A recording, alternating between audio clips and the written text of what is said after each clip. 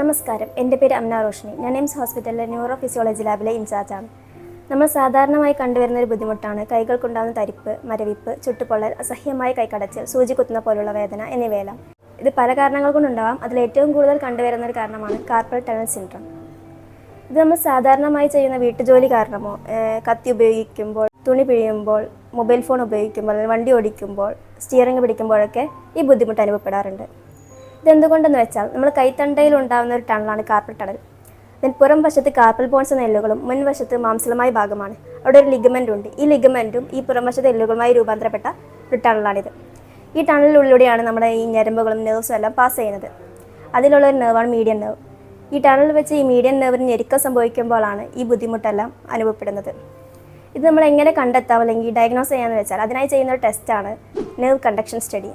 ഇത് നമ്മളെ ഞരമ്പിൽ ഒരു ചെറിയ ഇലക്ട്രിക്കൽ കറണ്ട് കൊടുത്ത് ഞരമ്പിൽ നടക്കുന്ന വൈദ്യുത പ്രേരണ എത്രത്തോളം ഉണ്ടെന്നും അത് എത്ര വേഗതയിൽ പോകുന്നു എന്നെല്ലാം നമുക്കിതിലൂടെ മനസ്സിലാക്കാൻ പറ്റും. ഈ നെർവ് കണ്ടക്ഷൻ സ്റ്റഡി എന്ന് പറയുന്നത് നമ്മൾ സാധാരണമായി ചെയ്യുന്ന ടെസ്റ്റാണ്. അതിൽ ഈ ഇലക്ട്രിക്കൽ കറണ്ട് കൊടുക്കുന്നത് പറഞ്ഞാൽ ചെറിയ തോതിലായിരിക്കും അതിൻ്റെ കറണ്ട്. അതിനായി പേടിക്കേണ്ട ഒരു ആവശ്യമില്ല. നമ്മൾ സാധാരണമായി ചെയ്യുന്നൊരു ടെസ്റ്റാണ് ഈ NCS അല്ലെങ്കിൽ നെർവ് കണ്ടക്ഷൻ സ്റ്റഡി എന്ന് പറയുന്ന ടെസ്റ്റ്.